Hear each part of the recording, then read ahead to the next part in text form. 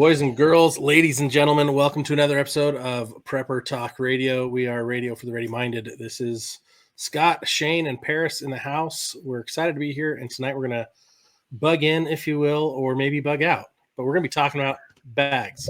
Bags. Are you guys ready all about bags? Always. Yes, let's do it. We're kind of the kit commandos. We've got a ton of different ideas. We like to keep it simple, straightforward, and practical. But as a reminder, we want to bring to you the best of the best always. Check out our good friends over at survivalfrog.com.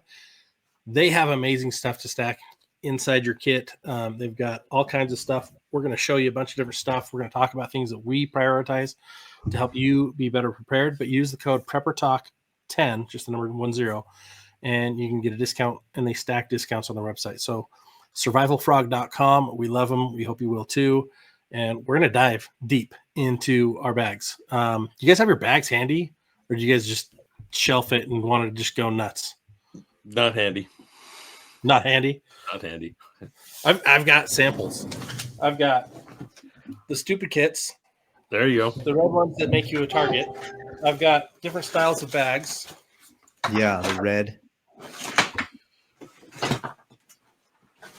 Regular backpacks. Like I got a little bit of everything, mostly to show you, like, as a listener, as someone who's trying to get prepared, the least critical thing is what you have as far as a bag. Is it a bag? Is it a box? Is it, as long as you can move it, as long as you can use it, those are the most important parts. I don't care if it's a backpacker's backpack or I prefer it's not one of the little orange or red bags. It's like emergency kit on it. But have something, because something's better than nothing. Well, I think there's a lot of questions that need to be answered first, right? Whether you need, what size of backpack you need, what size of duffel bag or tote or whatever it might be. And it also depends on, where you're going, where you live. So there's a lot of questions that need to be answered up front. And one thing that, I've gone through lots of my own personal iterations of bags, of kits, of all kinds of different kits in general, and how to pack them and how to get them from here to there. And I'm still constantly changing what I've, and not to get to the end before the beginning, right? That's kind of what I was jumping to there, is it's very personal, right? It's really up to you. There are some basic items that need to go into call it a bug out, a go bag, whatever you want to call it, that need to go into that emergency preparedness 96-hour kit, whatever, that are givens, right? The things that you really just need to have. And maybe you're a survivalist and you need less, right? You need less than most of us preppers, because we love our gear. Gear is important, but it is very personal. And if I say I need this, you may very well not need it, right? And so we can talk about those basic things that every kit should have. But there's a lot of different methods. And we use the PACE planning, PAC, primary, alternate, contingency, and emergency, in preparing in all of our preps and all my preps and everything on my plans. And that really comes into what kind of kit you're going to build. And we also use the ready radius theory that we've kind of put together in preparedness in, what do I need on me? What kit, what, my vehicle, and so on and so forth. And depending on where you need to get to, and again, plans and everything. So it's very personal, and it takes a lot of practice. I mean, it has for me. It took me a lot of practice, a lot of different tries, a lot of different bags or boxes and whatever, to come up with what's ideal for me. Right. And I finally, after doing this for 10, 15 years, feel pretty comfortable where I'm at. So definitely get started, and then don't feel bad about making changes and adding things and taking things away as your skills increase, as your knowledge increases. I think, again, depending on plans, you want to go light or you want to go heavy. There's a huge range in between. Well, to help you with understanding what that really means, like, we developed a little free guide. If you go to preppertalkradio.com, go to our resources page, you can access our downloadables. We actually have a planning guidebook that kind of shows you what you need to do, what kind of research you need to do, how to write down your plans, what to plan for, prepare for, and then to build your kits based off of that information. And Shane, you're absolutely right. Your kit will change throughout life. Like when I was a single dude, it was so easy to be prepared. Mm-hmm. Then I got married and it was like, okay, the complexity doubled. And then once I had kids, it quadrupled and even more. Yeah. Especially when they were babies. Like now that they can walk on their own and sort of carry a pack, my options have increased. But I still, everyone who's listening to this, you still have to take into consideration limitations, right? Your greatest physical attributes don't really matter. It's your least level of training that you're going to fall to.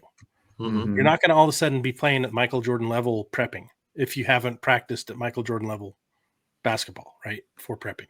Or work your way towards that. Right? You're going to fall to your most practiced level. And if you don't have a practice level, you're going to fall to chaos. So if you at least have a plan and review the plan, reviewing that plan is practice, but then actually doing it is real practice, right? Turning off the power, living for the weekend with no power, or actually doing a bug out drill, taking the whole family and saying, hey, we're going to do a bug out drill. Don't change your packs. I want to see what you have. Let's go. And let's actually see how well we do. And you can grade yourself. Okay, did we survive the night? Did we have to call for help? If you had to call for help, you failed, right? If you can survive for your goal of however long those packs are supposed to last you without having to call for help, then you did well. Your packs are good. But you want to practice what you're doing. And so it goes back first to planning. What do I need? Who's in my group? And what are our needs? And then build forward off of that.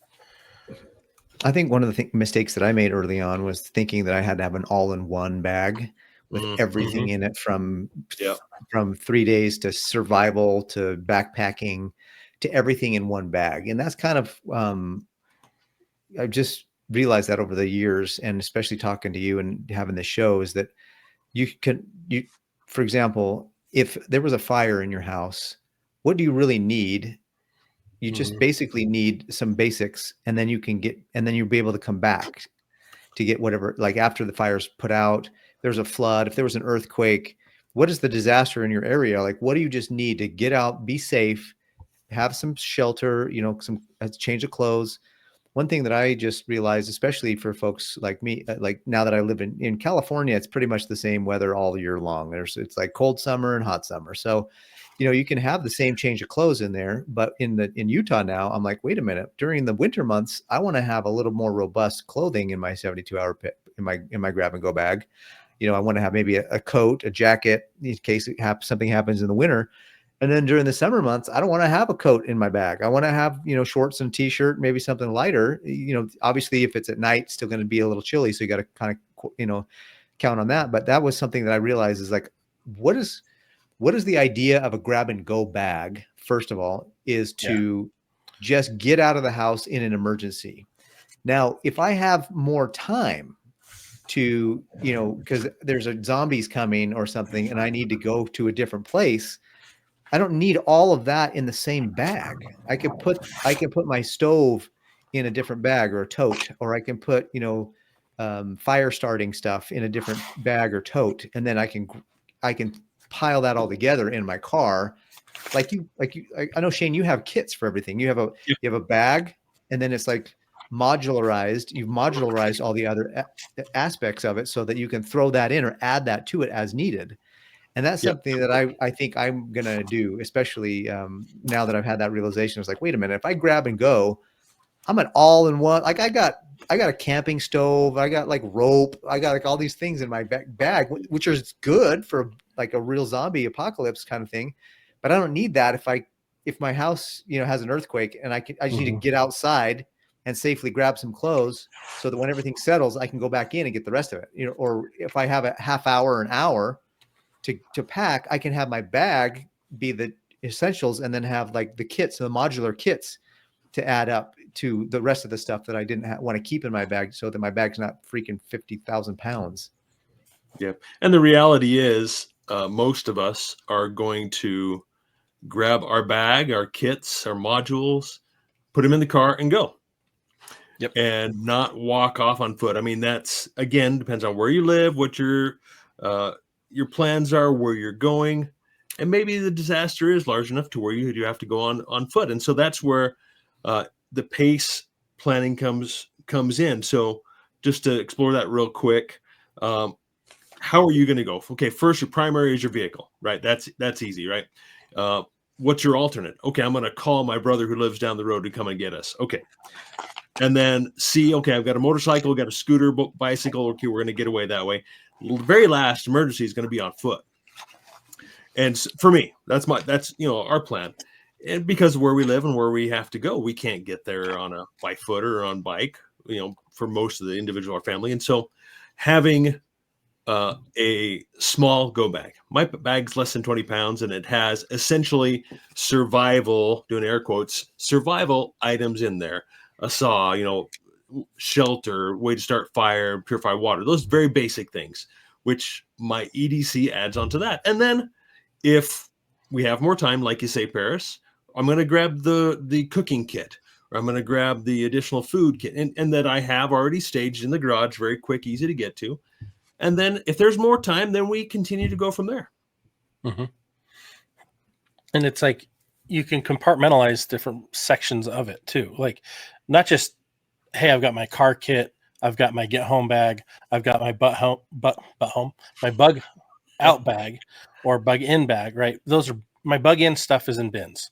But I also have my bug out bags or my go bags ready to go as well. They're just stored in different places in the house. And they're utilized dependent on different scenarios, but there's some staples that I've got in them. For example, my bug in and my bug out has copies of important documents, right? They both have extra cash. They both have silver. They have certain staples that are it's redundant, right? And if I have them all together, I have more.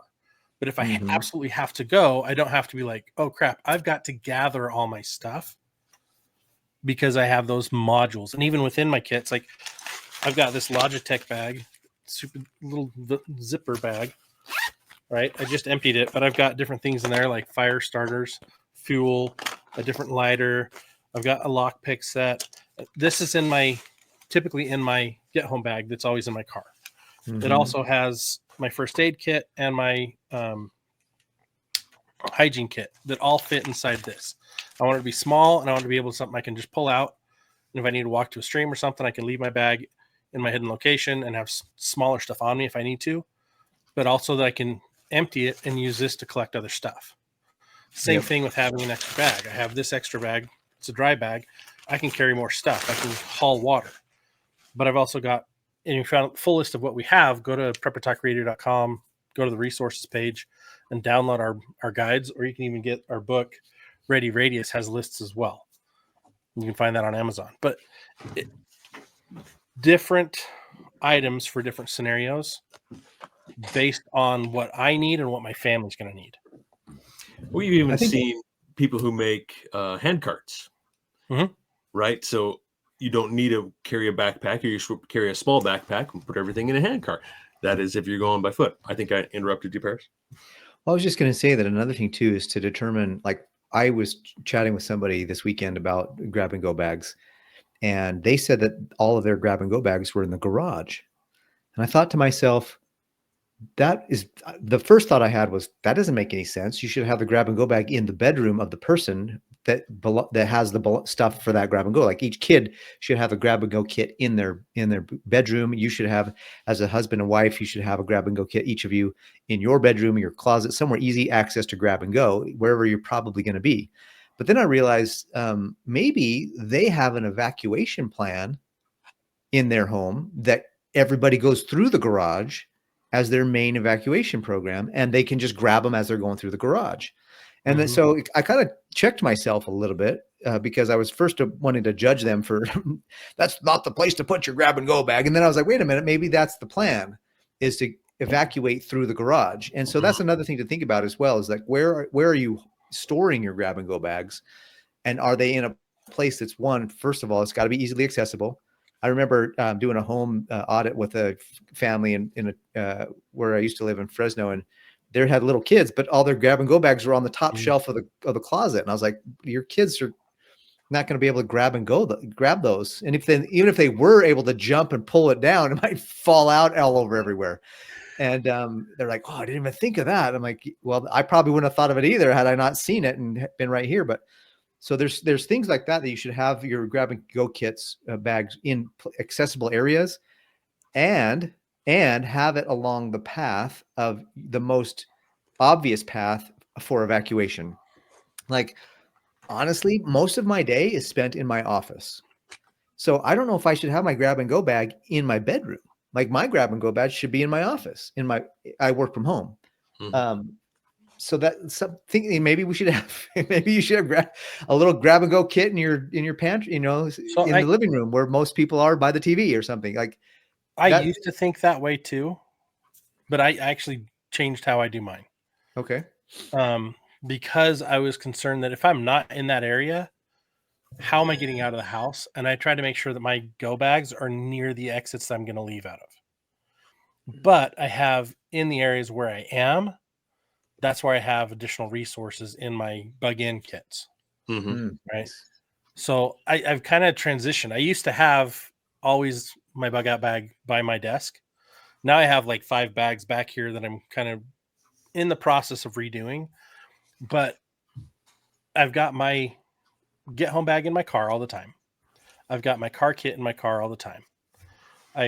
Every 6 months, I rotate everything in my get home bag just to make sure that I winterize it basically and summarize it. And then with my bug out bags, my go bags, those are by my exits now. And most of them are by one exit, but then I have my secondary kit by my other exit. That way, if we can't get to that one, I should be able to get to the other one on my way out. Nice. So we at least have something. And then, honestly, I've got food all over my house. I've got water stored all over my house. Like, any room I'm in, I'm going to have some resources that I could, if I have to camp out in that room for a while, I've got enough food there that it's not like, oh, I'm going to starve. I locked myself in the bedroom, right? Plus, I've also got Capri Sun packs, water bottles, and other stuff everywhere else because my kids will drink a quarter of a drink and leave it somewhere. And you're like moving pictures on the dresser, and you're like, oh, there's a Capri Sun. That's this week. Okay, we're good. Oh, that's too old. Toss it, right? Yeah. It's like there's so many different things. Like, you guys know as parents, like, you find weird stuff in your kids' room. So far, I haven't found anything growing, but we try to keep it in check. But yeah, the more you have, more space you have, the more options you have. The less space you have, the more thoughtful you got to be about where you're putting things. Yeah. But having the redundancies, I think, is the biggest key, and having it modularized so that you know what's in each section of the pouch. And if you can, make everybody's bags as close to the same as possible. That way they know how to find something in your bag. If something happens to me, I've got the primary medical kit. My wife has a secondary medical kit. They can use either kit, but mine is the primary. It's bigger. I carry a lot more stuff than my wife does. I want them to know where everything is, especially my wife. She knows where everything is, what it is, and it's laid out pretty much the same as her bag. Nice. They're just different colors. One thing I find, good ideas. Speaking of modularization, one of the good ideas that I was chatting with another person this weekend over bug out bags and stuff, and she shared with me her bag, and she actually modularized the food in there. So like day 1, day 2, day 3, and she put it in Ziploc bags. Day 1 food, day 2 food, day 3 food, breakfast, lunch, and dinner.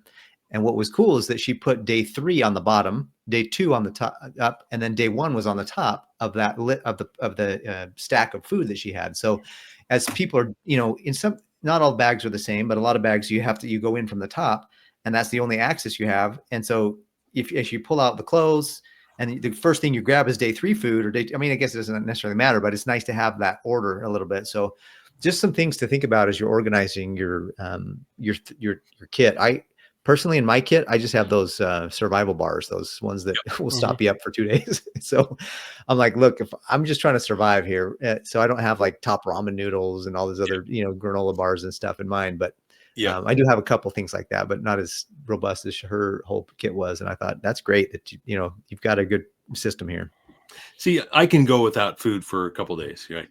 It's not that important. It'd be nice to, like you say, have the ration bars to kind of supplement, but the kids, more important that they have their food. But I find it important, and as I'm going through my bags, or like just before the show, I went through my truck and through the storage compartments, through all the bins I have in the back, and just kind of evaluate and realize, oh, that's where that is, right? And realize, oh, why don't I have this in there? And I need to get that. So I ordered some more recovery gear today to get into my truck. Like and I put a high lift jack into my truck today. I need these additional things into my truck. And then going through my backpack to make sure to do that regularly. So I realize what's in there, and then evaluate, okay, I really don't need that, or I need to add some more of this or that into it. And like I mentioned, my go bag is very simple, very lightweight. And then we add onto it, the first aid kit is its own bag. And so is the cooking kit and so forth. And as for where to put the bags, yes, most of my bags and kits are in the garage, because that's the main place we go in and out of the house. We go through the garage door. That's it. We don't go through the front door, just because of the way our house is laid out, and where the cars are obviously in the garage. But the kids have their own individual bags in their room, so that they can add or take away as I remind them, hey, go through your bag and see what you need to add or what you need to take, because they grow out of things quickly. My kids are still growing, and to exchange things out. And as they're going out the door, they can grab, like my son can grab his rechargeable flashlight, or his tool, Swiss tool, or whatever it might be that he is not in his bag, and he can get that ready and throw a jacket in there. And it's very hard to have a jacket in the bag and a jacket in the closet, right? To have multiples of things, especially for your kids, that they grow out of things. So we give them the opportunity to keep that in their room, add things quickly, because that can be done, as long as their room is at least somewhat organized, they can grab those things fairly quickly, add them to their bag, and they're going to want to grab their DS, right? They're going to want to grab their laptop or something and go with them, and their chargers and the cables that they use every day. So the opportunity to take that thought experiment. Okay, if we had to leave now, what would you grab, throw in your bag so we could go? And yes, it'd be nice to have an extra pair of socks or a change of clothes, but I don't, that's what the kids put in their bags. For myself, I have a bag in the vehicle that I exchange for winter. When winter comes around, I put the winter clothes in there. In the summer, then that comes out of the truck. So it's very active for me. I'm constantly thinking about it. It's not the easiest thing to go buy. A lot of people, I think, just want to buy the kit, set it aside, and forget about it. That's a bad idea. Because it's important, as I've kind of mentioned before. I came across an accident. My mind was not in the right place. I was not even prepared for it mentally whatsoever. So taking the opportunity to go through your bags regularly and add and take out helps me stay in that mindset of, okay, got to be ready. What can we do in 1 minute or 5 minutes or half an hour or an hour? How much can we get loaded in the vehicle and get out of there? Well, I love having like a list of what do we need. If we have this much time, grab these things. Yep. And if you have this much more time, grab these things, right? If we can go in a car, grab these things. So we have some modular items in bins in the garage right by where the car is. So if we've got time, we throw those in there as well. Additional food, additional sleeping bags. Like in my kits, I kind of broke a lot of mine apart, but in my planning, I have my planning binder, which has all my plans, has all my emergency contacts, has backup documents. In my backpack, I have a same flimsy style, but I have more survival kit stuff. I've got some checklists. I've got the same emergency contact stuff, but then I also have like my wilderness guides, so that I've got a secondary like wait, is that really edible? Should I really be touching that? Oh, that's medicinal. Oh, that's poison. I could die, right? Yeah. It's backups on backups, but it's like the same as you. It's like I have to revise my plan every 6 months because my life situation changes. And so then I adjust those bags at the same time. Especially in a area where there's major weather changes. You know, summer is 90 degrees and winter here is 20, 10 some days. I mean, if you're in Canada, it's even a bigger string, and some places around the world are even bigger than that. And some places don't change at all. Like it's always cold or it's always hot or it's always whatever. So you're a little easier. I find that one of the biggest mistakes, especially families who aren't like full blown, I mean, we have our 9 to 5, we have kids going to soccer games, we have all these things that we have our own just escapes into sitcoms and other things. Who has time to think about your bug out bag every 6 months? And you should be, but the biggest mistake I've seen is that literally I'll say, okay, like whenever I do a class or a bug out bag class or a grab and go bag class, one of the first things I'll say is, look, how many of you built a bag years ago and haven't even seen it? And your kids don't have diapers anymore and don't need diapers anymore. And your bug out bag's full of diapers. You know what I mean? Like, and they're like, oh yeah, that's right. So that was this weekend. And I was talking to that lady. That was the first thing she said. She says, when I pulled up all the bug out bags just the other day, I saw so many of them had diapers in them, and I don't have kids with diapers anymore. I'm like, diapers are good for survival purposes, but not if you don't need that many, especially if your kids are growing out of them. And so I think updating your kit is probably one of the most important things you can do, especially as your kids get older. Like my daughter, when my daughter's 11 now, and she'll be 12 in a couple months. And one of the big things that when I first made her kit, I didn't want to put a knife in there or some of these other things that would be a little more dangerous for, when I first made the kit 6 or 7 years ago when she was 4 or 5. But now that she's 11, she can be more responsible. Maybe I can give her a kit, a lighter, some ways to start a fire. I can start teaching her some of these things that she can have those in her kit too. So it's not just, make sure you have the right clothes in there. And of course, if you put clothes in there from 5 years ago, they're not going to fit anymore. But also give those kids a chance to say, hey, Dad, you know what? If we do have an emergency, I can probably help with starting the fire. Or I can probably have a first aid kit of my own now. Or I can probably help with, X, Y, and Z. And, back in the day, we had a couple episodes ago, we had a conversation with Nate over at Manti Homestead. He said he has 9 kids and they all help in the process. Well, here's the thing is, if I have a cooking set and I put a cooking set in every kit, that's redundant. That's way too many. But if I have a cooking set and my wife has the first aid kit and the kid has the dental kit and the other kid has, the good news about being all together if an emergency happens is that if you can kind of spread the load. The bad news about spreading the load is that if you're separated from each other when an emergency happens, you may not be in proximity to have the thing that the other guy has access to, because so there's some balance there. That's what I'm trying to say. Well, there's certain things that need to be redundant and certain things that don't have to be. Yeah. And that's the thing. Like not everybody has to have a huge trauma kit, but everyone should have a tourniquet. Everyone should have some basic first aid kits, right? Everyone has to have their own water bottle. And everyone should have, we do our water bottles different. Like I'm a big fan of Nalgene bottles. And there's these cool little tin cans that go around the bottom of your bottle that I just got this one at Walmart like 6 years ago. They still sell them. It's well used, but I can cook in it. It doesn't take up extra space. Like everything slides into other things. The less space, the better. The simpler, less technologically advanced the stuff is, the longer it's going to typically last. You can overcomplicate everything. Mm-hmm. You can also underprepare.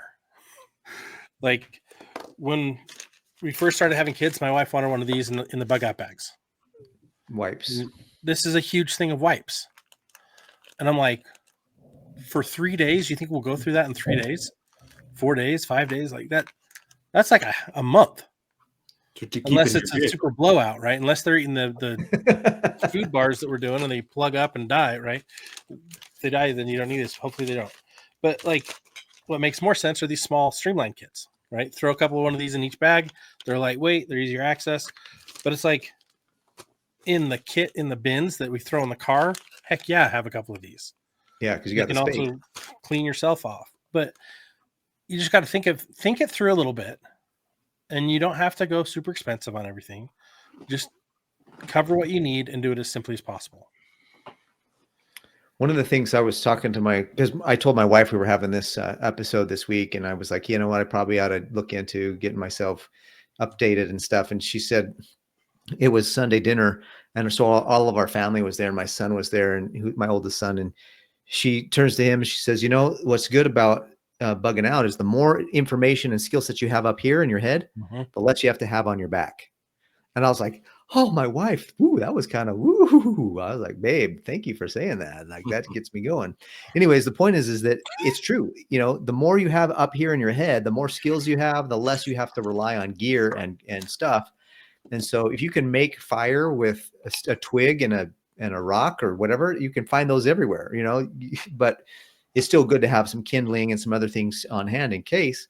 But the more you know, have up in your head, in your mind, and skill sets, the less you'll have to rely on gear. And it's also, let's say it's also I think important. That was a really good point too to make. I think it's also important to consider that you may likely be away from your home when an emergency happens, right? Yeah. So, oh yeah, that's the huge thing about a car kit. Yeah, having some redundancy that way. But you know, obviously, you know, I've got to get back home to be with the family to get them prepared and so forth. So, if you're the only one that knows the plans, if you're the only one who is participating, can be, you know, definitely troublesome when it's time to evacuate or whatever it might be. And so another reason why I go heavy, right? So if I am stranded with my vehicle and not be able to get back home, then, you know, I have my get home bag, and that at home, the kids are aware and they know. And then when they're aware, they don't panic. And it's, oh, Dad prepared us for this. And the bags are handy. We know what to do. And then, you know, again, like I say, you know, if you're prepared for emergency, is there really an emergency? It's just an inconvenience more than anything, most likely. So, I guess those my two latest cents on if you work away from home, if you're traveling a lot, just definitely consider, you know, what you have with you. And again, like you say, Paris, the more you know, the less you need. I would be very happy just to come into an emergency situation and just have my EDC stuff on me, right? If I have what I carry on my person all the time, and maybe, you know, my business bag with my little EDC kit, then I'm going to be confident in my own skills. Yeah, it's funny because like what you know is way more valuable than what you have, but what you have when you need it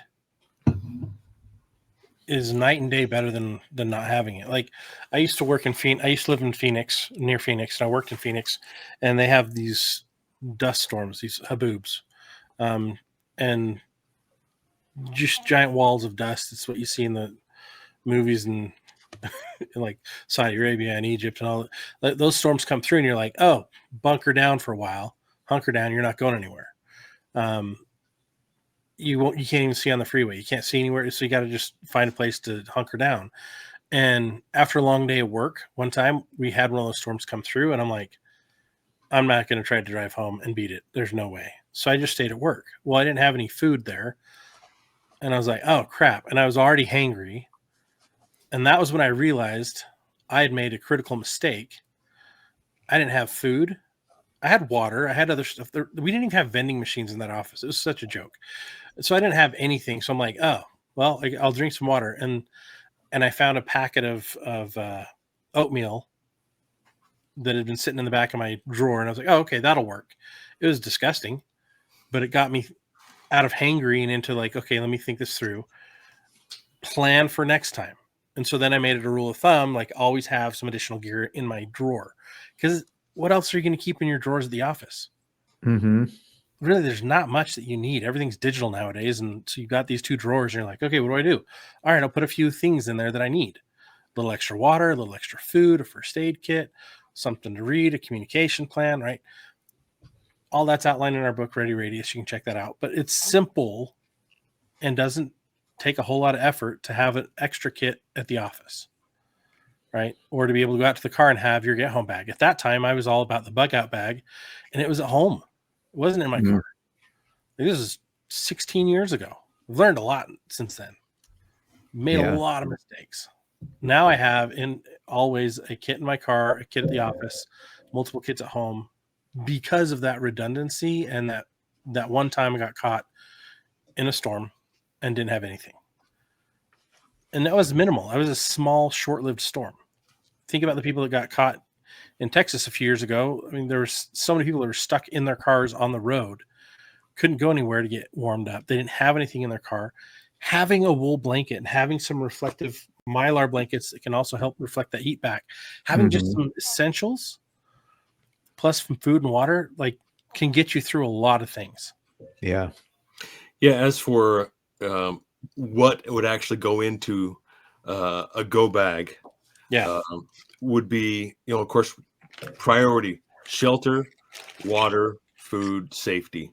And, you could probably switch those around a little bit. Like, I carry my 72-hour kit around my waist, right? So I could, 3 days without food, I'd be fine. It'd be, wouldn't be much fun, but we'll call it a spiritual experience at that point, right? And but have the water filter, have means to get more water. Shelter obviously is very important, but if you really put yourself through either, like Scott, through that little easy situation there, or do a thought exercise. What would I really need? You need a good jacket, right? Especially if you've got to get somewhere, and depending on the season, you've got to have good footwear. A change of socks is awfully nice. Water purification, water filtration, water bottle. A way to start fire if, again, you have to go somewhere on foot. I think that's pretty unlikely. That's a very low possibility of actually having to travel somewhere, unless you're really talking apocalypse. And me and my sign above my head here, I'm a apocalyptimus, and so I look forward to those types of situations. But do I really, is the question, right? That's the mind. You think you do, but then when you're in it, you're like, oh crap, why did I wish for this? This kind of sucks, right? But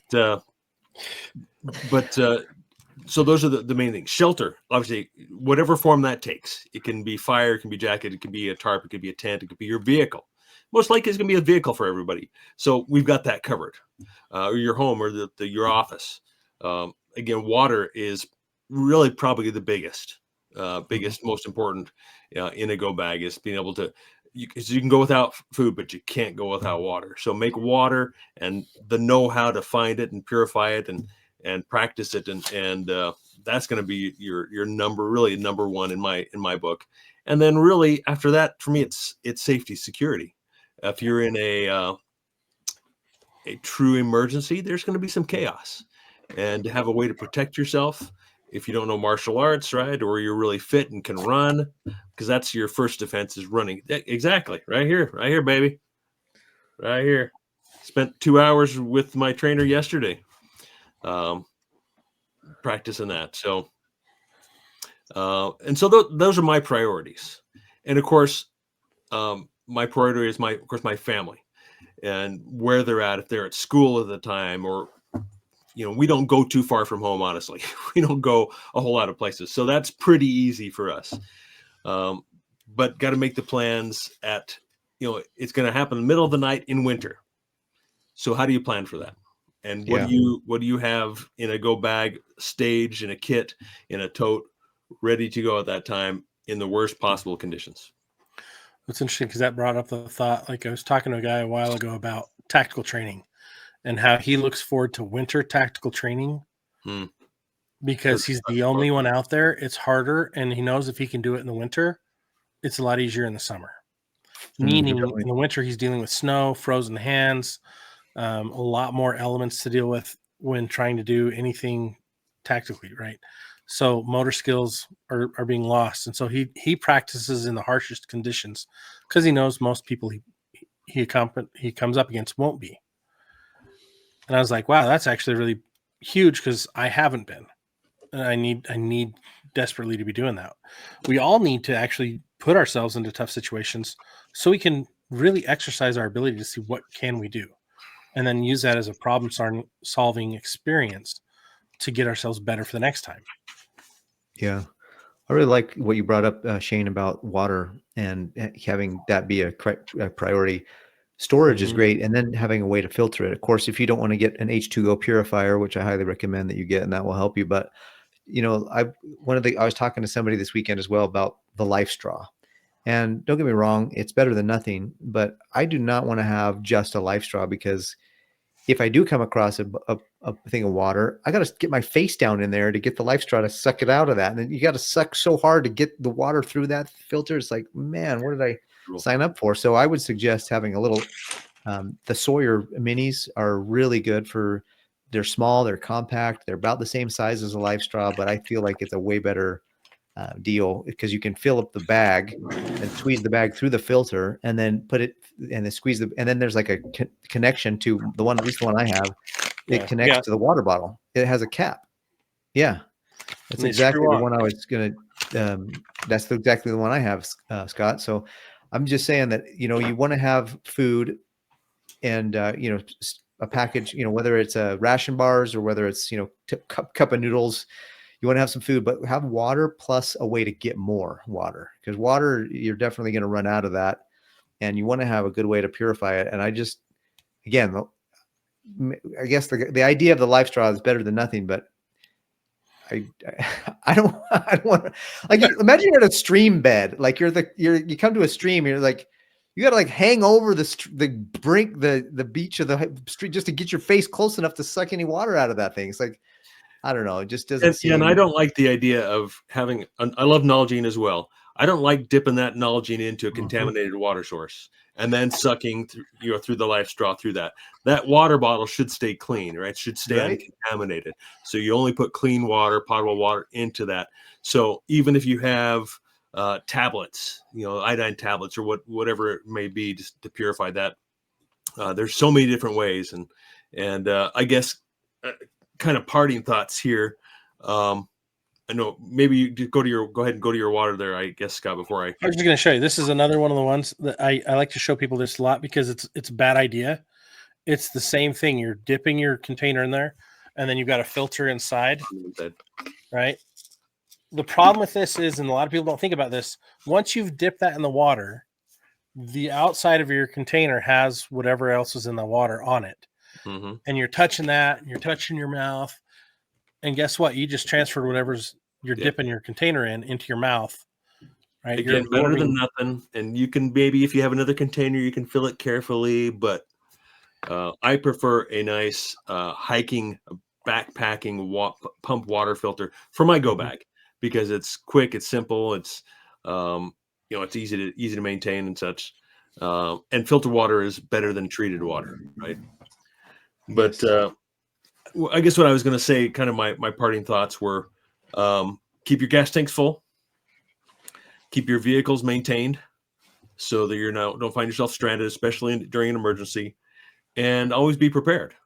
If you're not practicing EDC, if you're not carrying a knife or a light, a tool, a firearm, other ways to make fire and so forth on you all the time, try it, practice it.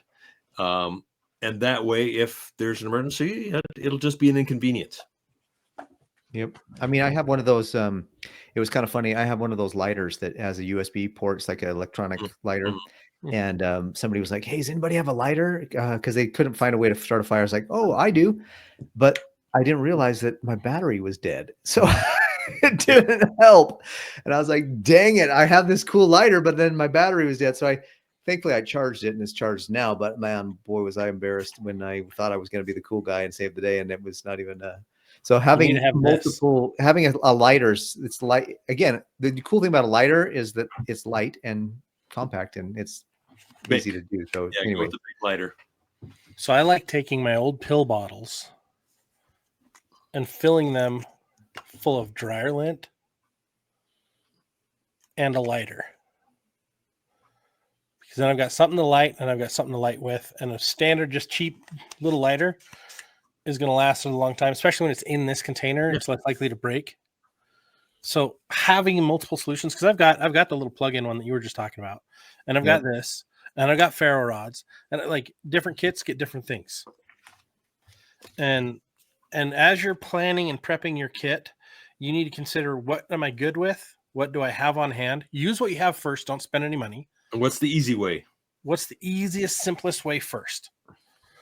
Because this lighter is like $15, and this lighter is less than $2, and the lint's free, right? So think about that as you're planning. Think about, okay, what are the absolute things I need to have? Get our lists, download them at preppertalkradio.com. Hopefully this has helped you to be a little more thoughtful in what you have. Honestly, any plan's better than no plan at all, but you've got to act on that plan and start getting better prepared now, because when something happens, it's too late to get ready. Mm-hmm. When that moment hits, if you do not have it, you're not gonna rise to the moment. You're gonna fall to your lowest level of ability, of preparedness, of training. If you're a C+ student at best in preparedness, when the emergency happens, you're probably going to be passing with a D-. Mm-hmm. If you're at an F already, you're going to be goners. So think of all those things. Remember, like, right now is winter, more shelter, more. You don't have to have an extra coat in there, but have an extra sweater, have some gloves, have some extra things in there. One of the things we love is having the little hot packs for your hands. We've got our friends over at uspatriotpacks.com. Use the code PrepperTalk. You can save, I think it's 10% on your order. But have something that can help you get warm. These are great because it'll keep your fingers and your toes warmer, right? And they take almost no space at all. Do something today that's going to get you better prepared, that's going to protect your family better, because the only thing between you, your families, and disaster is you. If you're the only one doing preparedness in your family, do everything you can to make it simple for everybody and try to get them involved in everything you're doing. Any final thoughts, guys? Nope. Just make sure that you do actually put your kit together and figure out your plan. And I'm going to go take my kit and break it down into modulars and kits so that I can kind of spread it out a little bit, so I don't have a 50-pound bag. So just do it, please. Amen. Well, guys, you've been listening to Prepper Talk Radio. This is Ray for the Minded. This is the podcast for the prepared, brought to you by our friends over at survivalfrog.com. Use the code PrepperTalk10. Save 10% on anything over there. It is fantastic. We love their meats. It's better than Arby's. We have the meats crap. You want the meats when it's time to survive. You want the good stuff, and this is the good stuff. 25-year shelf life. You don't have to rehydrate it. It's ready to go. Until next time, stay ready-minded and keep the head on a swivel. Have a good night. Take care, guys.